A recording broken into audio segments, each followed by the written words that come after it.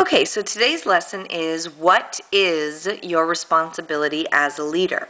I think that responsibility is a really important word when it comes to leader, both in making sure what responsibilities you should be taking care of and recognizing what is not under your control, under your command, etc., etc. Okay, so different types of leaders equal different responsibilities. That's pretty common sense, as we've talked about the different types of leaders, and there's obviously a lot of overlap, which we've discussed, but, educators have certain responsibilities. Their responsibilities may include making sure that they are prepared, making sure that the information that they're giving is what they described, what would be talked about, etc. That if demonstrations are promised, then demonstrations need to be given. The responsibility of an educator also might be making sure that the information that is given is heard and understood. So it's educators. Other responsibilities as leaders, right, might be something like if you're a munch coordinator, what are your responsibilities? Well, making sure that people know where and when the munch are. If you're someone who, usually a coordinator also becomes kind of the intro person, and so introducing new people around could be considered a responsibility of someone putting together a munch. Finding a location for the munch that is appropriate to what the group's needs are, that sort of thing.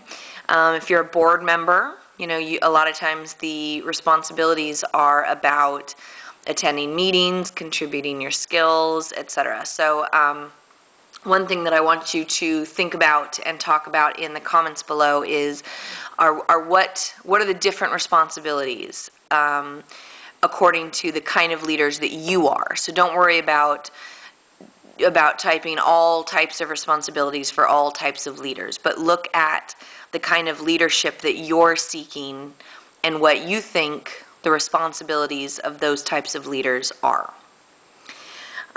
Okay, qualities of a good leader. This is, certainly not an exhaustive list, but I think is kind of a top 10 that doesn't quite get to 10.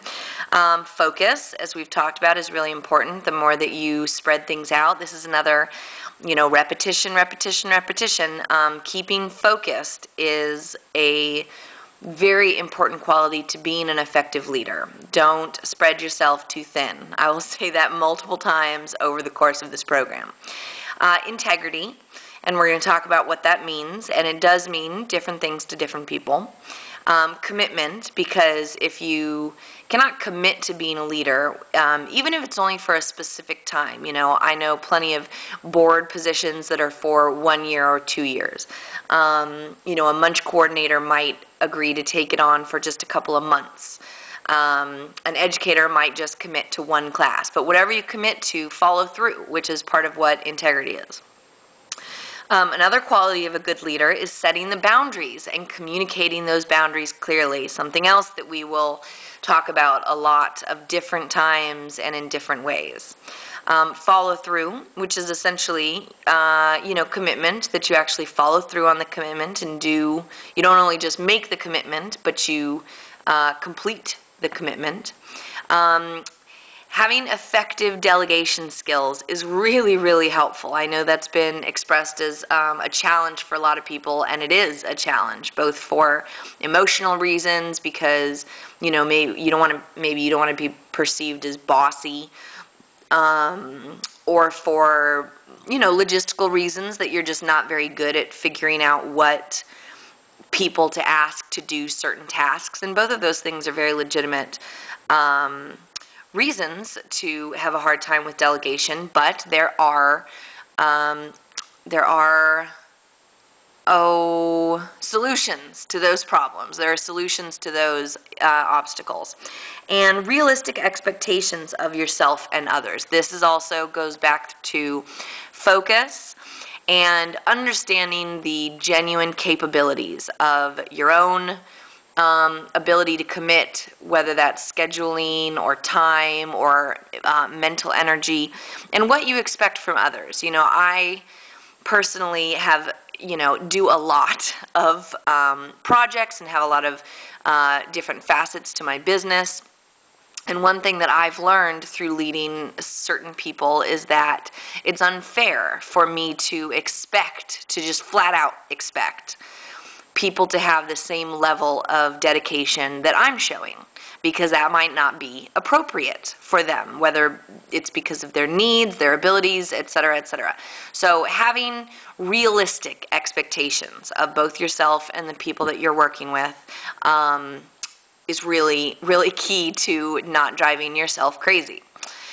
Okay, so focus. We have talked about making sure you're not all over the place and being specific about where you focus, and that really is a part of leadership in the sense that when you are trying to get from point A to point B, and you're trying to lead others from point A to point B, if you don't know what point A and point B are, then that could be a problem. If you try to get to B through C, to continue with the alphabet analogy, then you're going to have problems.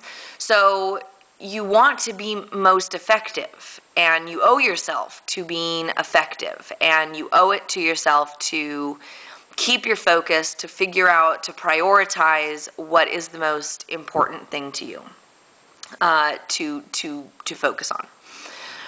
So integrity. Integrity is something that,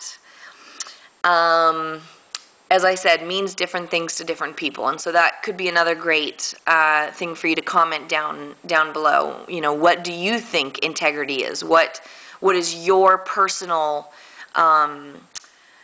principles of integrity? And I want to be very specific in the idea that an organization does not have integrity. It is the people inside the organization that have to have integrity. So, you can't say that, for example, my business, you can't say Kink Academy has integrity, because Kink Academy, quote unquote, is made up of educators, not all of whom, that I share all perspectives with. It has, different freelancers working on different parts of the project. But I, as its leader, have a level of integrity that is key to keeping the organization on track. And I will also be the first to admit that, frankly, integrity is expensive. Again, using my main business, Kink Academy, as an example, I was insistent from the very beginning of the site on paying my educators, which has become a very hot topic, and I'm so grateful. It's been a platform I've been chatting about for a long time, and it's so great to see it really coming into the social conversation. The payment of effort and energy and that sort of thing. So, I would be making more money. I would be making money if I wanted to essentially use others to profit. But I don't. I want to live up to my principles of integrity, and so paying educators, doing community service, whether that's, giving some of my time, whether that's buying ads in programs to support events. There are lots of different ways, and they all cost time or money. But I believe that it is worth it to have integrity. So what does integrity mean to you? Commitment. So there are a lot of flash in the pan leaders and volunteers, and people that pop up that are so excited and they are ready to just run with everything, and we've talked about this, and it's that overexcitement that actually backfires and creates burnout. And so somebody who might be a amazing long-time leader, a long-term commitment leader, gets overwhelmed, the excitement burns away, and they just disappear because of not being able to handle it, and rightfully so. Commitment is also affected by personal track records or a lack of follow through. There are people that I've worked with that I realize now I should have known better than to work with them because of a personal history, their personal history of not following through on their commitments. And so again, that comes under the expectations of others. You know, look at what other people, their personal track record is, and look at what your own personal track record is. You know, we got to look in the mirror if we want to be leaders. You know, one thing that I genuinely believe is that if you want to put yourself out there, or if you are putting yourself out there, but mostly if you want to be putting yourself out there, that you understand that you are going to be scrutinized, that people are going to criticize you, and we'll get to how to deal with that. You know, and that you have to be willing to kind of take some of that scrutiny in stride, because in some ways and by some considerations, by putting yourself in that leadership role or being put in that role, you are, or it is being said essentially that you are, I don't want to use a step higher, you know, than others, or put on a pedestal. Neither of those things are accurate statements. But the idea that people are looking to you for as a role model, as someone who is, you know, in command of a certain event or something. So, you know, those are all important things to consider. Another big thing about commitment is that it is actual work, and it is not always fun. While I love my work, I love my business, I love my community and the you know, generally speaking, and the community's work that I do.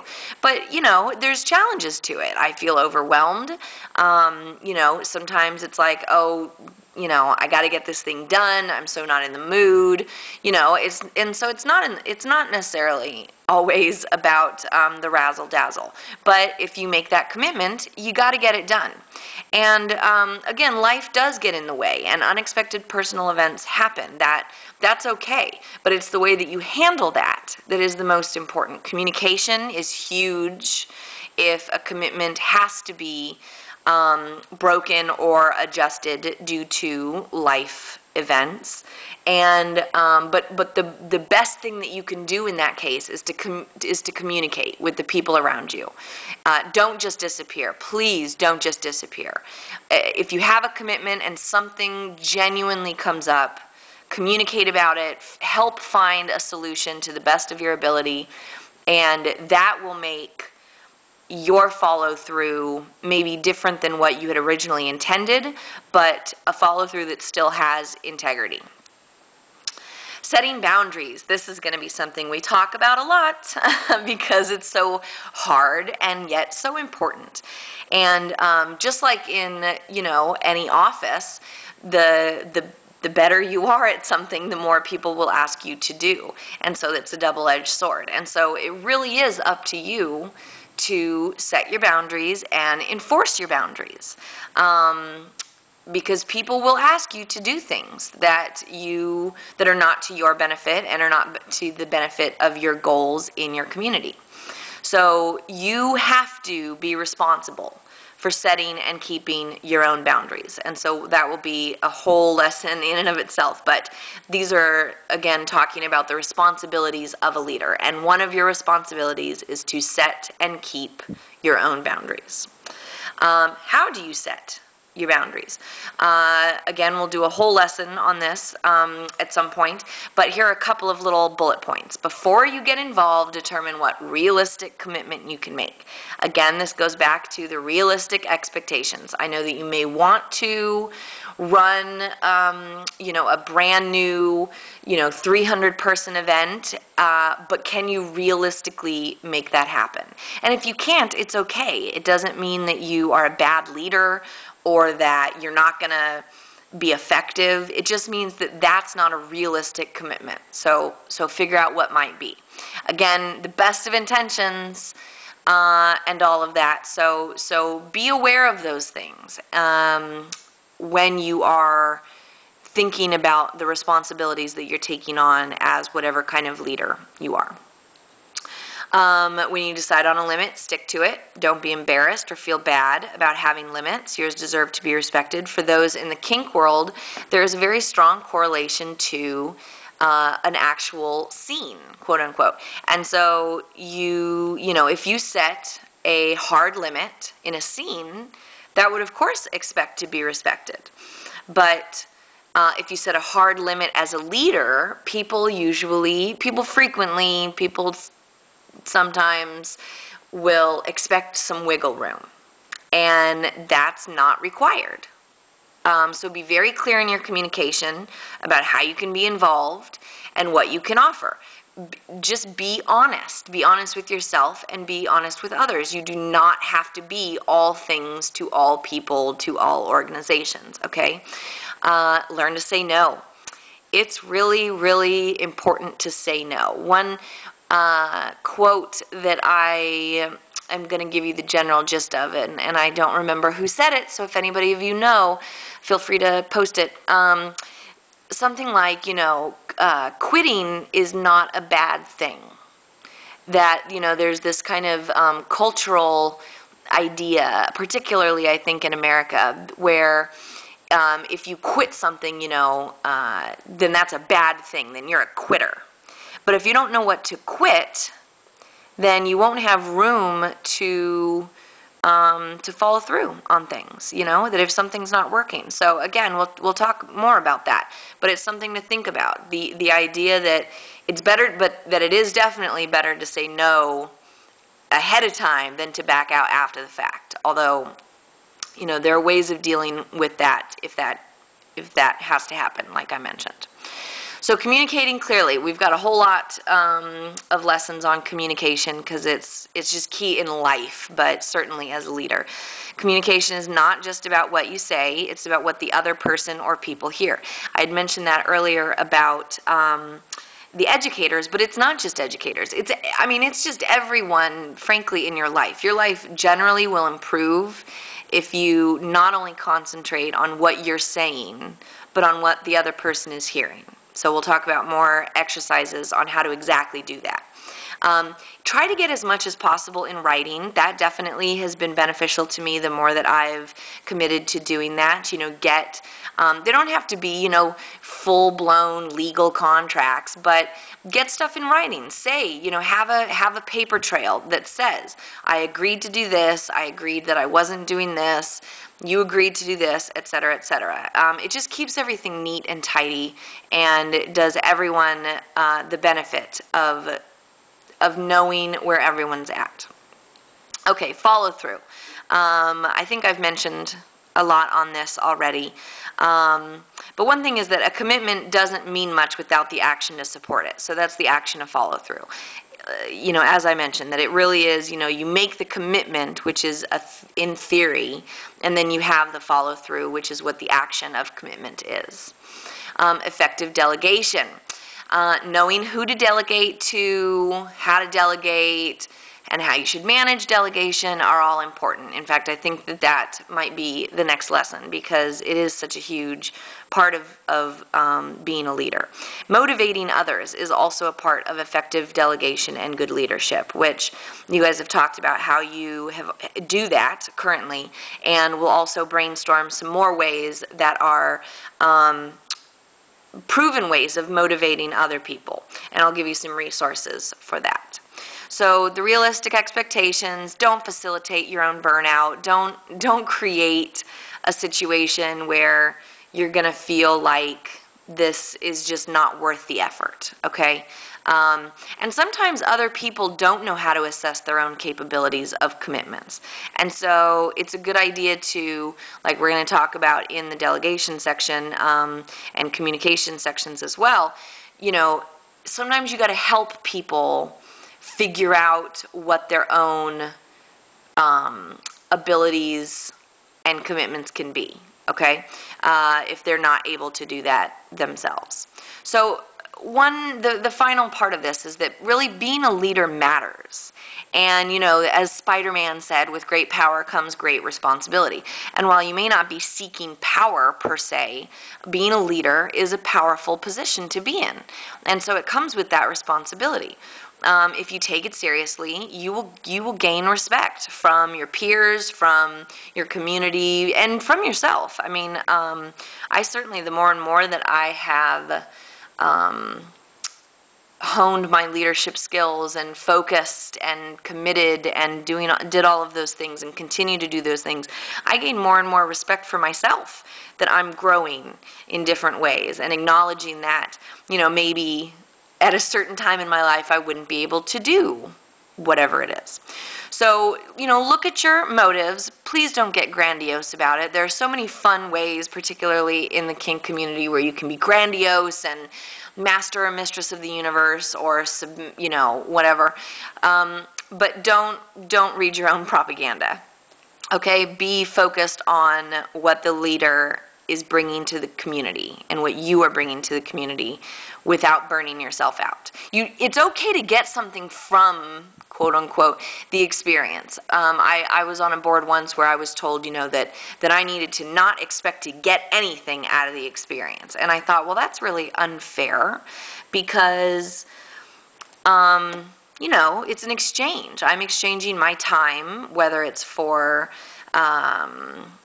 whether it's so that I can get to know people, I have the opportunity to meet more people and interact with more people, or to feel good about myself, or to bring more attention to my business. It's like, for me, I run into a lot of times what people think is the wrong motive, in the sense that, you know, I'm a firm personal believer in community service, but I think that there's a limit to that.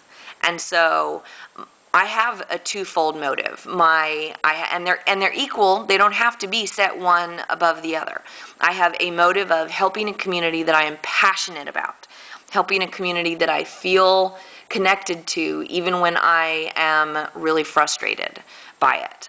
And I am also motivated by wanting to drive interest and loyalty and financial support in a value exchange to my business.